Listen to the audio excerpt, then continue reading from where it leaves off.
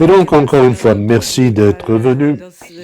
C'est un moment important pour nous, une conférence de presse importante, comme elles le sont toutes, mais vous le savez, ce n'est pas habituel de voir l'OGBL et le LCGB organiser des conférences de presse communes. Cela souligne l'importance du sujet et de la discussion autour des pensions. Et nous faisons donc bloc du point de vue syndical dans la discussion autour des pensions. Si Madame la ministre a donné une conférence de presse vendredi passé pour dire que c'est le point de départ pour le débat des pensions, nous pouvons dire que c'est notre point de départ pour une opposition syndicale commune par rapport à chaque tentative de réduire les pensions à Luxembourg. Nous n'accepterons pas cela. Et oui, nous sommes durs. Nous devons dire que nous ne sommes pas du tout amusés. Je rappelle brièvement que dans aucun programme électoral avant les élections, on n'avait parlé d'un débat sur les pensions. Je rappelle que peu après les élections, il y a eu immédiatement des annonces pour dire que les pensions devaient être réformées dans une direction qui nous déplaît. Et les deux syndicats n'en étaient pas contents. Nous avons dit tout de suite, pour nous, ce n'est pas possible. Et on nous a dit, maintenant, on attend, il y aura d'abord une large discussion. Et nous aimons les discussions, vous le savez, nous sommes heureux lorsqu'il y a une large discussion, mais il ne faut pas oublier que lorsqu'il est question du système luxembourgeois des pensions, un des piliers les plus importants de notre système social à Luxembourg, il ne faut pas oublier que ces discussions doivent se dérouler dans des tripartites. C'est là où on prend les décisions et c'est là où les partenaires sociaux et les cotisants doivent être représentés. Et donc, les partenaires sociaux doivent être le principal interlocuteur dans la discussion. On ne peut pas nous contourner pour décider. C'était notre premier réflexe. Et puis, nous avons attendu longtemps avant d'apprendre qui serait consulté. Nous avons dû attendre une question parlementaire pour le savoir. Et maintenant, c'est connu et nous nous posons beaucoup de questions. Pourquoi pas d'organisation féminine dans une situation où, à Luxembourg, nous avons des écarts de pension très importants au niveau des sexes. Pourquoi est-ce qu'on ne consulte pas les frontaliers dans la large consultation à l'exception de ceux qui sont représentés par les syndicats? Pourquoi l'ACA? Pourquoi le Conseil national pour les finances publiques? Pourquoi pas l'AMI-PERAS? Pourquoi pas l'UNEL? Pourquoi 3 associations d'agriculteurs mais pas l'OAI? Pourquoi est-ce qu'on a fait ce choix d'organisation comme partenaire de discussion? Et la grande question, pourquoi tout cela? Bon, pourquoi on n'a pas convoqué Improve et IDEA? Bon, il faut savoir que cela nous a rendus furieux parce que nous ne pouvons pas dire. Le gouvernement dit nous consultons les partenaires sociaux, les patrons et les syndicats. Et puis encore, IDEA, c'est aussi une fédération patronale. Alors, ce n'est plus un débat où nous sommes dans des questions paritaires et nous ne comprenons pas pourquoi on consulte IDEA et non pas la fabrique d'idées du salariat. Et là, c'était la question suivante. Et puis, tout a commencé vendredi avec l'annonce d'une page sur Internet où les commentateurs peuvent dire ce qu'ils souhaitent avoir au niveau des pensions. Nous ne savons pas ce qui est écrit à ce niveau. Nous l'avons appris par vos mains. Et permettez-moi de dire, ce n'est pas de cette manière que nous nous imaginons un débat sérieux. Nous voulons qu'on ait une discussion sérieuse, comme on l'a annoncé ici. Pour nous, c'est relativement compliqué. Au début de 2025, après les commentaires, on va consulter les experts. Et c'est qui? C'est l'Estatec, le LISER et l'IGSS, 3 instituts où nous savons qu'à leur tête, on dit que notre système de pension doit être réduit et ce n'est pas non plus un débat entre experts et ce n'est pas une approche politique, c'est une approche technocratique, mathématique où on doit dire, où on peut dire, on a dû prendre ces décisions. Maintenant, tout le monde en parle, c'est une bonne chose. Si on en discute, mais si on parle beaucoup, il y a aussi beaucoup de déclarations et de faux messages, beaucoup de fausses nouvelles qui sont répandues, beaucoup de déclarations populistes qui mettent en erreur et on essaye aussi de mettre les gens en opposition, les jeunes contre les vieux, et ce n'est pas possible et pour cette raison, nous organisons cette conférence de presse pour donner des contenus, pour dire la vérité sur notre système des pensions.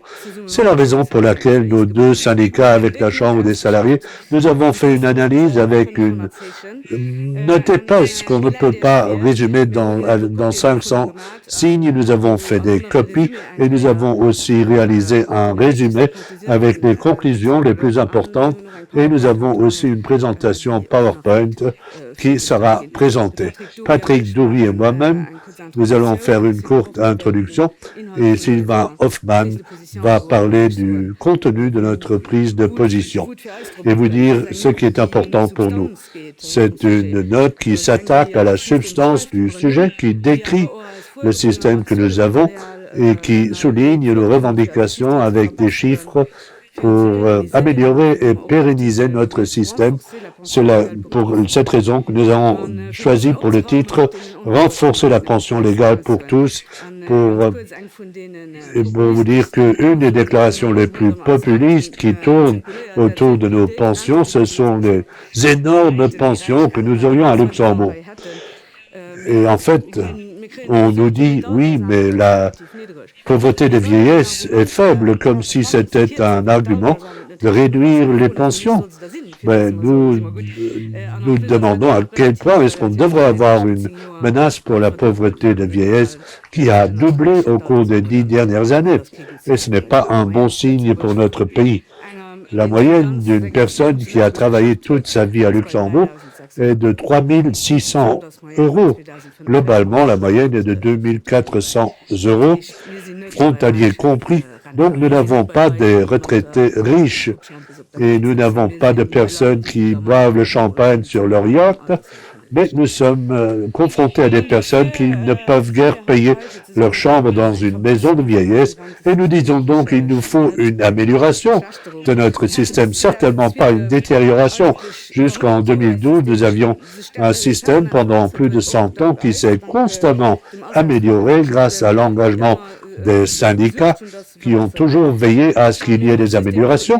Et nous avons un système qui repose sur l'équité entre les générations. Les actifs payent les pensions d'aujourd'hui et les pensions doivent être adaptées au niveau de vie. Aujourd'hui, c'est un des meilleurs systèmes au monde qui repose sur la solidarité et pour cette raison, nous devons préserver ce système. Nous devons l'améliorer. Sylvain va en parler. Cela doit être l'objectif d'une réforme et certainement pas une détérioration de notre système. Et si nous donnons les moyens nécessaires, c'est possible parce que de bonnes pensions, un modèle social fort, c'est aussi un facteur d'attractivité pour le Luxembourg et c'est aussi un argument pour le patronat, pour renforcer notre système, eux qui se plaignent toujours d'un manque de main-d'œuvre qualifiée. Et les bonnes pensions sont un atout. Les systèmes privés, ce ne sont pas des possibilités, nous l'avons vu dans d'autres pays, mais si on parle d'assurance complémentaire privée, alors il est évident que nous ne voulons pas que nous ayons plus tard des personnes qui doivent travailler à un âge élevé pour s'en tirer. Et notre système de pension, ce n'est pas une aide sociale. On a travaillé pendant toute une vie, on a cotisé en fonction du salaire et on doit en tenir compte au niveau des pensions. Et en 2012, nous avons fait un pas en arrière, nous avons eu de fortes pertes en raison de cette réforme qui doivent aussi être annulées. Bon, je vais m'arrêter avec le dernier mensonge qu'on raconte. Nous n'avons pas un besoin urgent d'agir comme on lance la panique actuellement. Nous avons d'énormes réserves qui peuvent intervenir si les recettes courantes sont insuffisantes pour couvrir les dépenses. Aujourd'hui, nous pourrions pendant plus de 4 ans payer les pensions sans avoir recours à la moindre cotisation. Et si nous devions atterrir dans une situation où cela ne suffit plus, si les recettes ne peuvent plus couvrir les dépenses, alors il faut relever les recettes. Ce sont un peu les pistes sur lesquelles nous voulons revenir. Cela ne fait aucun sens de faire des planifications à long terme. Patrick Dury va en parler. Aujourd'hui, nous avons une période de couverture de 10 ans. C'est une bonne chose, c'est réaliste, cela suffit. Et maintenant, donc, je vais conclure. Une chose est claire pour nous. Nous n'accepterons aucune détérioration. Nous sommes prêts. Nos deux organisations sont prêtes à s'engager. Nous sommes prêts à nous engager avec tous les moyens pour assurer un des piliers les plus importants de notre système social luxembourgeois.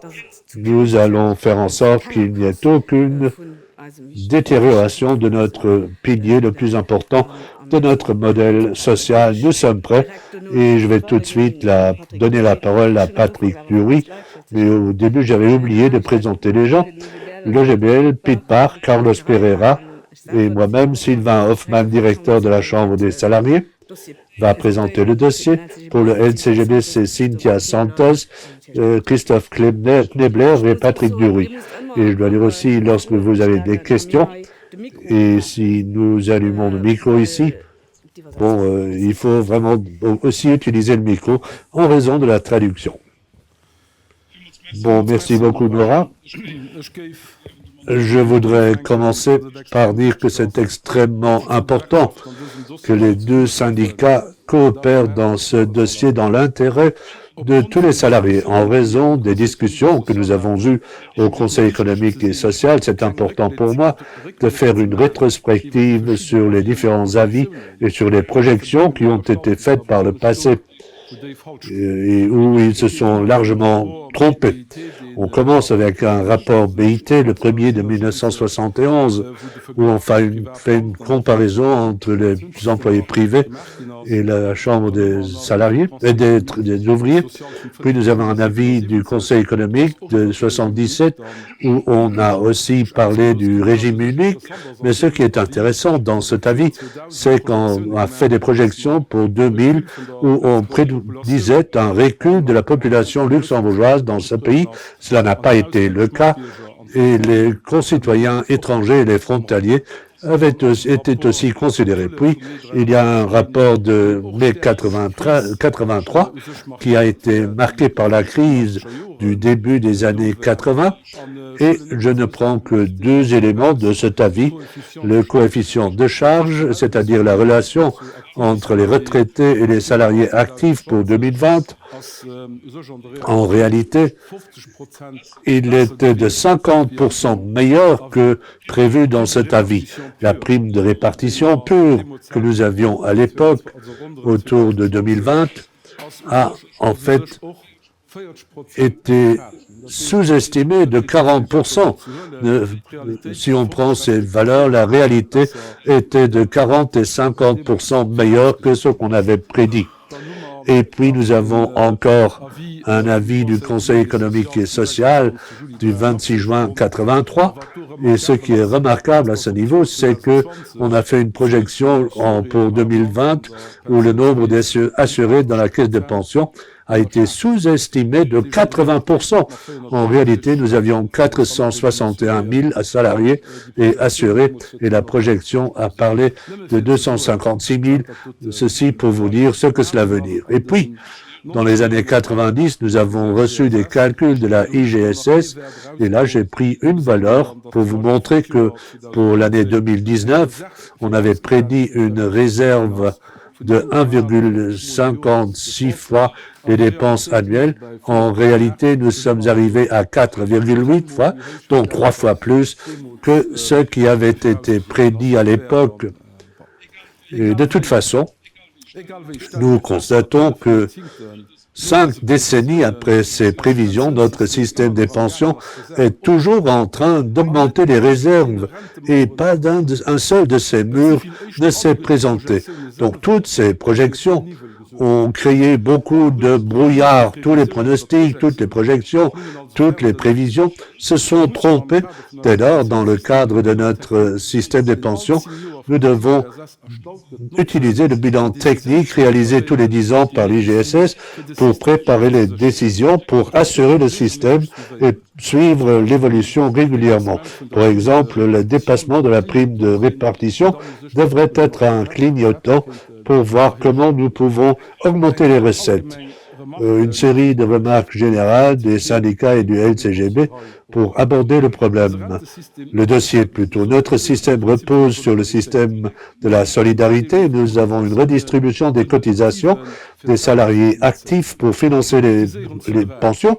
Nous cotisons à 3 fois 8% de l'employeur, le salarié et le budget de l'État.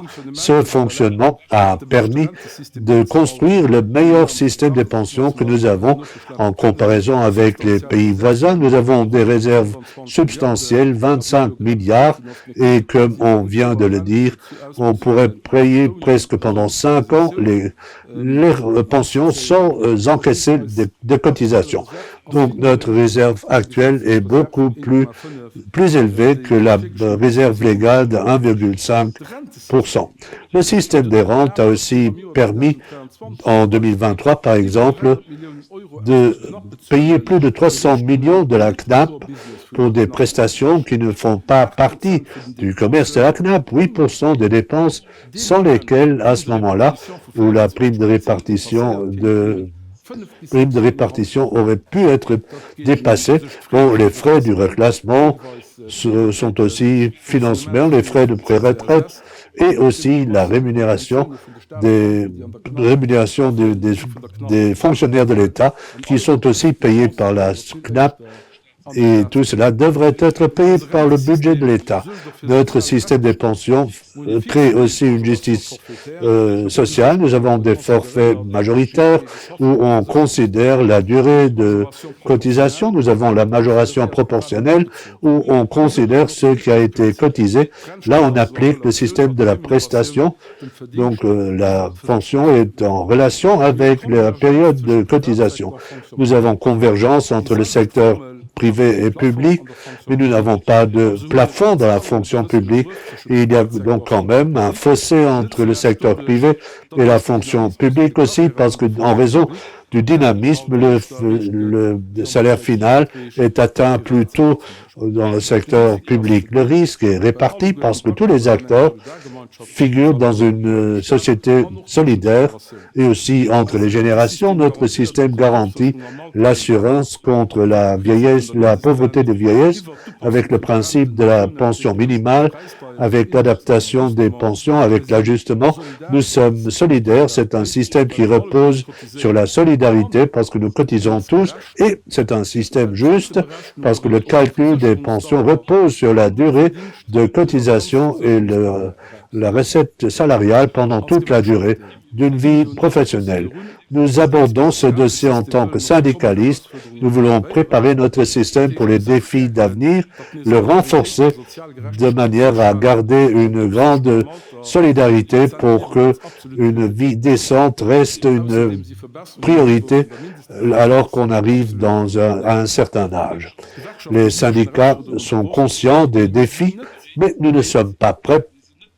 Nous ne sommes pas d'accord de détruire notre système. Nos propositions sont basées sur un renforcement du système des pensions avec différentes pistes et des alternatives que Sylvain Hoffman va vous expliquer. La cotisation, c'est une piste.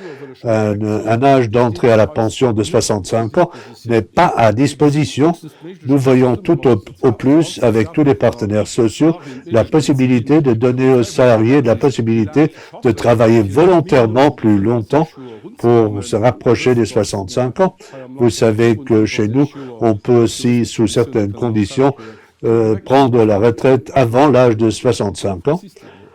nous avons la possibilité, avec la pré-retraite progressive, un plan de gestion. Nous n'avons jamais encore obtenu un résultat pour le faire, mais il y a aussi des limites, parce que les instruments de crise, comme la pré-retraite, font que les gens sortent plus tôt du concept lorsqu'il y a des problèmes dans l'entreprise, mais l'âge officiel de l'entrée à la retraite de 65 ans n'est pas à mettre en question. Le déplafonnement des cotisations pourrait mener à une augmentation des recettes et ce serait plus juste entre le secteur privé et la fonction publique.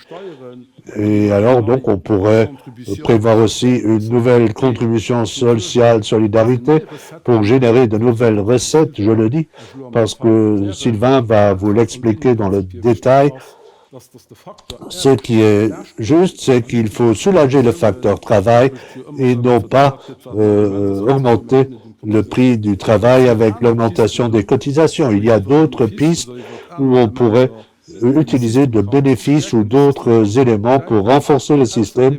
Et en plus, à l'ère de la numérisation, de la robotisation, de l'intelligence artificielle, nous devons de toute façon suivre de telles pistes pour renforcer notre système social, non seulement les pensions, et des éléments comme l'impôt sur la fortune doivent aussi être discutés parce que si on remet les pensions en question comme on le fait actuellement, toutes les pistes doivent être analysées et alors on pourrait aussi envisager la progressivité des cotisations ou des périodes de cotisation.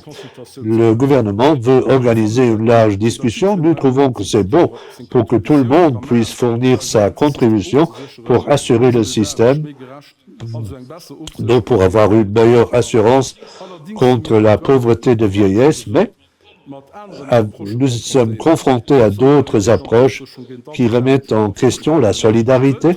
Est-ce que le gouvernement veut vraiment complètement bouleverser le système des pensions, une pension de base avec des pensions complémentaires?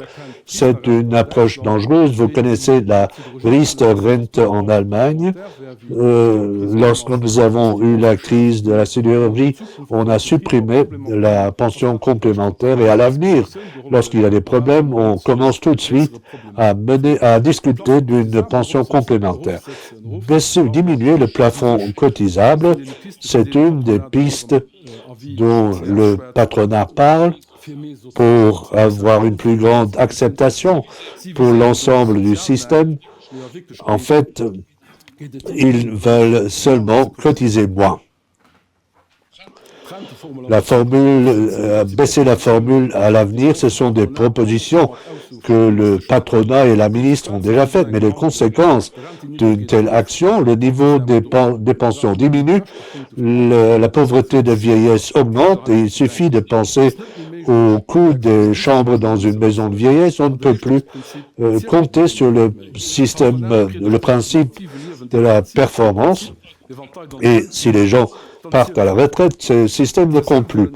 Les réserves ne doivent pas, on ne doit pas y toucher, dit le patronat. Mais j'ai une question naïve. Pourquoi est-ce que nous avons une réserve de 25 milliards d'euros si nous ne devons pas l'utiliser? Ou est-ce que le patronat a une autre idée pour utiliser ces réserves? C'est une politique hostile à la famille et à la femme. Les femmes ont des pensions moins élevées, souvent parce qu'elles avaient le temps partiel. En raison de la famille, les années bébés devaient compenser cela et remettre les années bébés en question. C'est une honte, c'est contraire, c'est contre les familles. Regardez ce qui se trouve pour prestations, si, mais seulement si cotisations. La justice sociale est totalement remise en question. Le fossé entre le secteur privé et la fonction publique devient encore plus grand. La discussion tourne autour du système général, c'est le secteur privé. Nous avons la même formule, mais pas de plafond pour la fonction publique où tout est financé par le budget. Le secteur privé crée la richesse de ce pays et les propositions du patronat et les déclarations du gouvernement diminueraient les pensions du secteur privé. C'est une injustice inadmissible. L'égalité entre la fonction publique et le secteur privé est à la base d'une justice sociale et dans une réforme des pensions, ce traitement égal devrait être garanti. La solidarité entre les générations est détruite. Les mesures visées sont à charge des générations futures.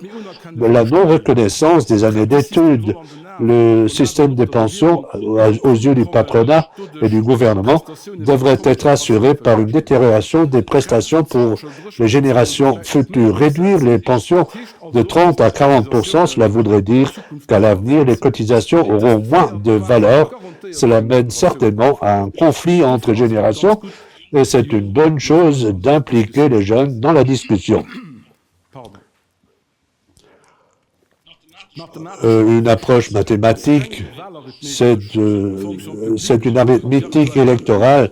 La fonction publique et les retraités actuels ne doivent pas être touchés. Nous exigeons, nous les syndicats, qu'après la large consultation qu'on va lancer, que les mesures qui seront retenues devront l'être à trois, le patronat, les syndicats et le gouvernement. Si dans un dossier aussi important, le modèle de la tripartite devait ne plus être appliqué, ce sera la fin de notre système social. Et finalement, le gouvernement a décidé d'impliquer l'ensemble de la société dans le processus. Et à ce moment-là, donc, il faudrait aussi que cette société soit responsabilisée par le biais d'un référendum où tous ceux qui sont concernés par la réforme pourraient participer, donc aussi les frontaliers. Je vous remercie de votre attention et je donne la parole à Sylvain.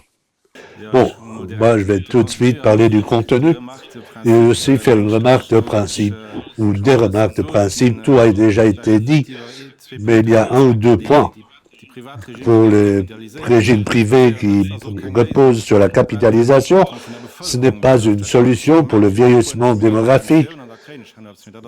C'est un non-sens du point de vue économique et nous l'avons présenté dans nos documents parce que si la population vieillit et si tout le monde veut retirer de l'argent en même temps, il y aura moins de rendement.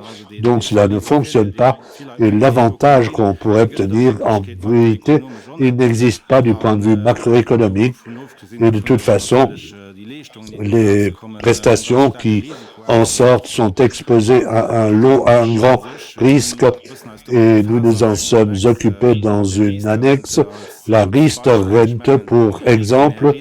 Entre-temps, M. Riester serait heureux si cette pension n'avait pas son nom, parce que le nom retraite, c'est un mauvais terme, ce n'est pas une prestation correcte. Les représentants des assurances le disent aussi à Luxembourg, cela ne peut jamais remplacer une pension correcte et c'est compliqué. Il y a beaucoup de frais pour le régime privé et évidemment l'assurance ou la banque doit faire un bénéfice. C'est de l'argent qui ne se retrouve pas dans une pension, comme c'est le cas dans le système public. Bon, je ne voulais pas trop parler de ce point parce que nous étions d'avis qu'entre-temps, tout le monde avait compris. Mais si on regarde sur le site Schwetzmat, alors on dit comme point, pour augmenter la pension, on parle du deuxième et du troisième pilier. C'est se moquer des gens. On peut tout au plus se faire payer un capital, mais ce ne sera jamais une pension comme dans le système public. Il n'y a pas d'indexation ou d'ajustement. Il y a une perte énorme de valeur et on ne peut pas parler d'une pension. Le deuxième et le dernier point, c'est le système assurantiel et c'est sans assistanat. Donc nous prenons une assurance pension et non pas une assistance pension. Nous nous basons sur un système de Bismarck où un des grands principes consiste dans le fait à ce qu'il soit géré par le partenaire social. Et on aurait une cotisation obligatoire si on a une activité professionnelle. Les charges sont distribuées entre le salariat et le patronat avec participation publique et les prestations sont proportionnelles aux revenus. En fait, c'est un salaire différé ou un revenu de remplacement où il est normal qu'une grande partie du salaire dépende de tout cela. Et tout ce qui va en direction d'un abaissement du plafond détruit ce système qui n'est plus maintenu parce que finalement, les prestations diminuent et ne sont plus parallèles au salaire. Et même si nous avons un tel système d'assurance dont une partie dépend du salaire, cela ne veut pas dire que nous avons ces pensions élevées. Et comme on l'a déjà dit, c'est trompeur ce qu'on dit lorsqu'on parle de pensions élevées. Dans le régime général, nous n'avons pas de pension de 10 000 euros. Et ce n'est possible qu'en théorie. Si on cotise au-dessus du plafond pendant plus de 40 ans, c'est possible, mais en pratique, cela n'existe pas. Les chiffres de l'IGSF le montrent. Pour 8 000 euros, il y a 0,14% des pensions dans le régime général qui dépassent ce montant. Et dans la pension, les inégalités sont réduites parce que l'indice de Gini est de 4,5 points inférieur à celui des salaires. Et donc, il y a déjà une petite redistribution, quitte à ce que ce ne soit pas la tâche du régime des pensions. Nous demandons la redistribution et des salaires justes, plus de conventions collectives et une meilleure redistribution, une imposition des salaires élevés. Mais là, les gens disent pour les pensions, ce n'est pas juste, mais là, on ne les entend pas et c'est à ce niveau qu'on devrait le faire. La pension moyenne, on l'a déjà dit, s'élève à 3 600 euros par mois. 2 600 euros pour les femmes, si on regarde seulement les résidents, et si on ne parle pas des frontaliers, et on a déjà dit, ce n'est pas beaucoup lorsqu'on voit le niveau des coûts de vie à Luxembourg. Par contre, nous avons de nombreuses pensions très faibles. Ce sont des statistiques de l'IGSS. 33% des pensions de vieillesse sont inférieures à 2 500 euros pour les femmes, même 60% de femmes qui ont moins de 2 500 euros. Le taux de remplacement à Luxembourg, on peut le calculer de différentes manières. Et là, on peut choisir ce qu'on veut. Pour ne pas nous tromper, nous avons pris le taux utilisé par le patronat dans son avis par rapport au Conseil économique et social. Et là, on voit que nous avons un bon régime à Luxembourg, mais il n'est pas exceptionnel, comme on a tendance à le dire. Il y a 3 pays qui, d'après les statistiques, ont un taux de remplacement plus élevé, la Colombie, l'Italie et la Grèce. Et il y a 4 pays avec lesquels nous pouvons nous comparer qui sont légèrement en dessous de nous, l'Autriche, les Pays-Bas, la Pologne et le Danemark. Mais ce n'est pas exceptionnel dans ce sens. La pension minimale, par contre, en comparaison internationale, est bonne, mais il faut la placer dans le contexte luxembourgeois, où elle est nettement inférieure au risque de pauvreté et au budget de référence calculé par le Statec pour savoir ce dont un couple de personnes âgées a besoin, 2 500 euros en 2022, et la pension minimale était de 1 900 euros à ce moment-là. Taux de remplacement. Bon, la question pour le taux de remplacement, il y a beaucoup de définitions différentes ici. On a pris un salaire moyen pendant toute une carrière pour savoir quelle est ma pension par rapport au salaire moyen. Ceci, c'est un calcul de l'OCDE. Et là, si la réforme des pensions qui est en train de s'appliquer, si elle est pleinement applicable, on dépasse les 75% environ, mais il y a beaucoup de manières différentes pour faire ce calcul. Le taux de risque de pauvreté, à gauche, dans le graphique, nous avons un bon départ en 2011-2012, un taux très faible, et nous arrivons maintenant dans les parages des pays voisins et de la moyenne de la zone de l'euro, nous n'en sommes plus très loin. Nous avons une évolution très négative. Le risque de pauvreté des retraités a plus que doublé au cours des 10 dernières années, tandis que les autres pays sont restés plus constants avec une légère tendance vers le haut et vers le bas. En tout cas, à Luxembourg, le risque de pauvreté a le plus augmenté. Et nous devons nous demander si nous voulons maintenir le système et éviter qu'il y ait une nouvelle progression.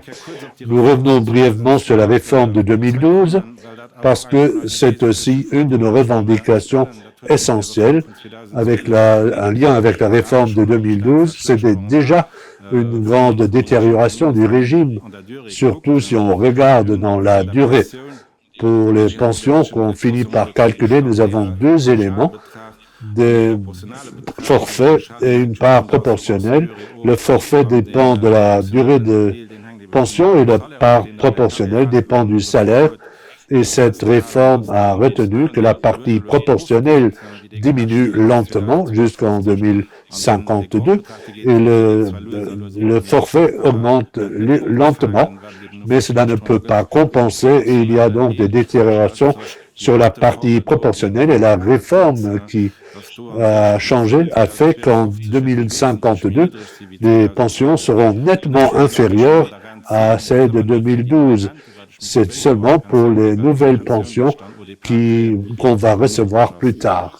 Et puis, il y avait l'ajustement qui a été remis en question, c'est le deuxième grand point.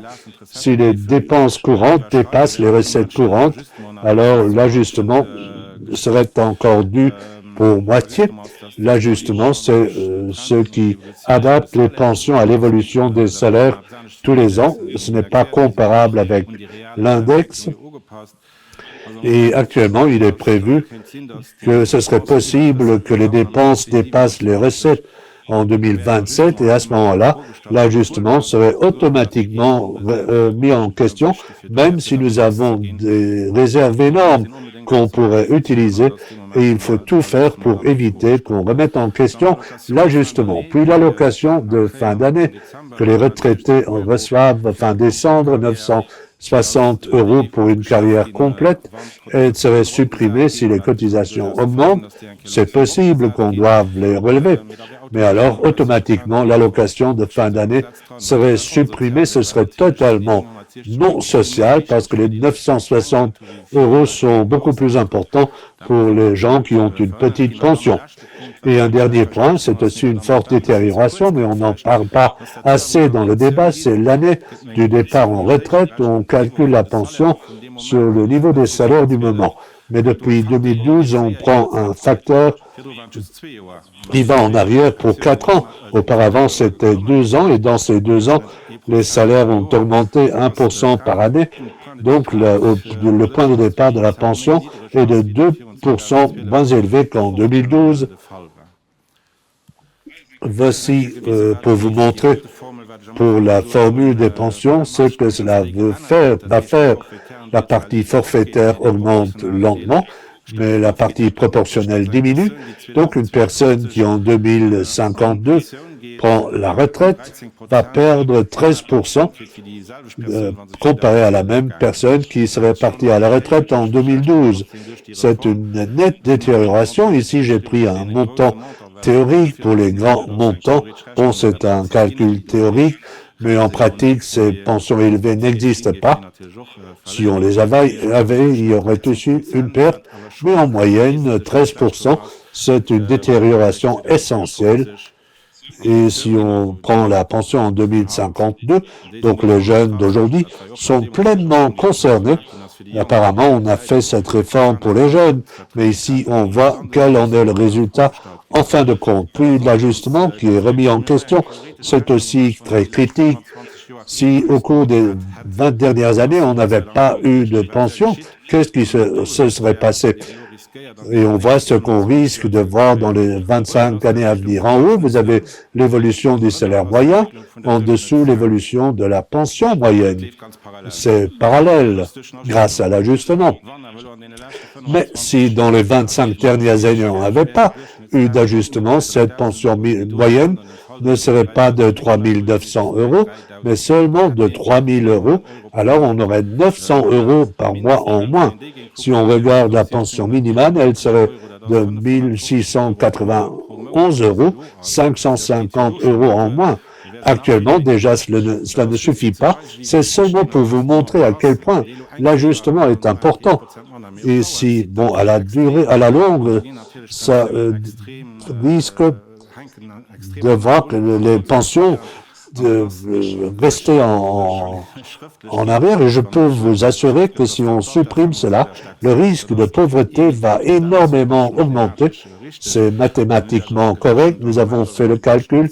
Actuellement, la pension moyenne par rapport au salaire moyen est de 65%. Si on ne le fait plus pendant 25 ans, on va arriver à 50%. Et il est clair que la pauvreté de la vieillesse va augmenter. On risque de perdre énormément d'argent par rapport à une situation où on aurait un ajustement plat. Voici une autre manière pour le montrer. Si on ajoute tous les facteurs de la réforme de 2012, une personne qui part à la retraite en 2013, elle aurait encore 6 624 € de pension en 2038, donc après 25 ans. Lorsqu'on prend le même calcul avec l'ajustement, la même personne, si elle prend la pension en 2053, après 25 ans sans ajustement, elle aurait encore 4 467 €. Donc, avec cette réforme, et dans les deux cas extrêmes, la réforme moyenne diminue de 2 500 €. C'est une diminution de 30% en raison de la réforme si on compare les deux cas extrêmes. Et dans sa proposition, le patronat en a rajouté 33% de plus en moins. C'est vraiment une attaque massive contre le système social. Bon, pour nous, il n'y a aucune urgence financière pour agir, mais il y a une certaine urgence pour ce qui est du volet social, parce qu'avec la loi actuelle, l'ajustement est remis en question à partir de 2027, et vous avez vu ce que cela voudrait dire et quelle serait la perte pour les retraités, et cela mènerait certainement à une plus grande pauvreté de vieillesse. Donc cet automatisme doit être supprimé tout en ayant recours à la réserve pour maintenir l'ajustement. Nous pouvons toucher à la réserve, mais cela ne sert pas pour sauver l'ajustement, et de toute façon, la loi de 2012 doit être modifiée pour que l'ajustement puisse continuer à être appliqué, ou à titre subsidiaire, on pourrait enlever certaines dépenses qui n'ont rien à voir avec les retraites. Nous avons dit aussi que les étudiants qui font des études, là aussi, il faut agir pour qu'il y ait d'autres périodes cotisables, par exemple le travail de vacances, les bourses, ou aussi le rachat de périodes de cotisation pour donner aux étudiants la possibilité de cotiser davantage. Et une autre revendication, c'est une augmentation massive de la pension minimale. Ce serait aussi une aide pour les femmes, parce que 80% des pensions minimales reviennent aux femmes. Une autre idée, ce serait d'introduire un crédit d'impôt, comme c'est déjà le cas pour les pensions minimales, et qui serait donc financé par le biais des impôts. Je ne vais plus parler des projections. Effectivement, nous avons fait une analyse dans une annexe, 30 pages d'erreurs qui ont été commises au niveau de ces projections, qui étaient toujours beaucoup trop pessimistes, et s'il y a eu de nouvelles projections, c'était toujours le même scénario. Elles étaient toujours plus favorables que celles d'avant. En 2012, on a fait des projections pour 2020. À l'époque, on a dit qu'en 2034, il n'y aurait plus rien dans les réserves. 8 ans plus tard, on dit, ou 10 ans plus tard, on dit, nous avons maintenant des réserves jusqu'en 2047. Nous avons gagné 13 ans sans avoir pris la moindre mesure. C'est étonnant, et ça va toujours dans cette direction. Et nous avons encore une fois présenté cette projection dans le scénario de base avec lequel l'IGSS a travaillé, et le Statec a fait des pronostics avec une autre structure macroéconomique, et là, on l'a fait peu après, et là, la projection était nettement plus positive. Par exemple, si je prends 2050, d'après le Statec, 10% du PIB serait pris comme dépense pour les pensions, 0,8% de plus qu'actuellement. 0,1%. Donc si le Statec a raison, il n'y a aucun problème. Parce que 0,8%, si nous augmentons les cotisations de 1%, alors nous aurions 1,1% du PIB en plus comme recette. Donc on pourrait dire que d'ici 2050, la situation serait bonne. Nous pourrions même augmenter encore les réserves seulement pour montrer qu'il y a quand même de grandes différences dans l'ordre de grandeur des projections. L'IGSS est plus négative, mais ceci, c'est un exemple pour dire, limitons-nous à une période de projection de 10 ans. C'est déjà assez difficile et on peut aussi, essayer de formuler des choses jusqu'en 2070 avec énormément d'inconnus. Les solutions, nous sommes strictement contre une détérioration des pensions. Nous avons montré ce qu'ils sont en train de faire. On a vu quelles sont les détériorations qui nous attendent. Une augmentation de l'âge à la retraite, pour nous, ce n'est pas possible. Mais s'il devait y avoir des problèmes financiers, on devrait générer de nouvelles recettes et, dans une première phase, utiliser la réserve qui a été créée pour cela. Si nous devons dépenser plus pour les pensions à l'avenir, ce n'est pas un problème. Cela a déjà été le cas. Nous avons doublé les dépenses pour les pensions par rapport au PIB, mais personne ne s'en est aperçu. Et maintenant, maintenant, il n'y a pas que les pensions, mais globalement, les prestations sociales qui sont payées par rapport au PIB. Et là, le Luxembourg est en dessous de la moyenne de l'Union européenne, de loin en dessous de celle des pays voisins. C'est une statistique de Eurostat et on voit qu'il y a des marges et même si nous parlons des cotisations, ce qui est la première possibilité pour avoir de nouvelles recettes, là aussi, il y a une grande marge de manœuvre quand on voit à quel point les coûts annexes pour les patrons à Luxembourg, c'est moins que la moitié et c'est donc une marge extrême où on pourrait agir. Je vais encore rapidement parler des différentes solutions que nous avons présentées ici. Il y en a toute une série de choses qu'on pourrait faire en cas de besoin pour générer de nouvelles recettes. Il y a des solutions classiques, une augmentation de la cotisation, on l'avait d'ailleurs dit dans le cadre de la réforme de 2012 qui était très unilatérale parce qu'elle a seulement polarisé les dépenses. Et dans ce contexte, on avait dit aussi que si cela devait ne plus suffire, qu'on devait augmenter les cotisations. Et ici, on voit 3 points. 1% pour le salarié, 1% pour le patron, 1% pour l'État, ce qui correspond à 1,1% du PIB. Le déplafonnement, c'est une autre possibilité, socialement plus juste, sans augmenter les prestations.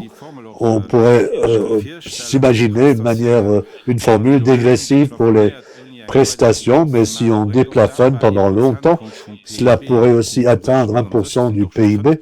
5% des salariés seulement seraient visés. 5% des salariés seulement sont au-dessus de ce seuil qui devrait payer plus de cotisations. Ce serait juste du point de vue social si ce n'est pas une charge pour les faibles salaires. Nous avions aussi envisagé une progressivité du taux de cotisation. Si on veut que cette cotisation devienne plus juste, alors on dit on reste à 8% jusqu'à un certain niveau de salaire et au-delà, on passe à 9, voire 10% pour que les salaires plus élevés paient plus en fonction de la structure. On pourrait aussi attendre 1,5% du PIB ou 0,5 du PIB. Une autre idée, ce serait un impôt de solidarité pour les ménages, un peu comme pour l'assurance dépendance. On aurait l'avantage que tous les ménages seraient concernés, les retraités aussi, et il n'y aurait surtout pas que les salaires, mais aussi les loyers, les revenus sur le capital, et nous avons fait un calcul avec 1,4% comme pour la dépendance avec un abattement de une fois le salaire social minimum. Alors on pourrait rapidement arriver à 0,5% du PIB comme recette supplémentaire, mais cela vise dans une première phase des ménages. Mais à ce moment-là, on devrait aussi faire quelque chose au niveau des entreprises parce que nous voulons que les trois partenaires payent à un niveau égal. Et pour les entreprises, ce serait une augmentation du taux de solidarité. Et avec cette solution, on pourrait encaisser 1,5% du PIB. Et puis, on pourrait aussi agir par le biais des impôts. On l'a bien dit, si à l'avenir, les bénéfices des entreprises augmentent, on pourrait... Bon, à Luxembourg, il y a aussi une grande marge avec l'imposition sur la fortune qu'on pourrait de nouveau réintroduire pour les entreprises.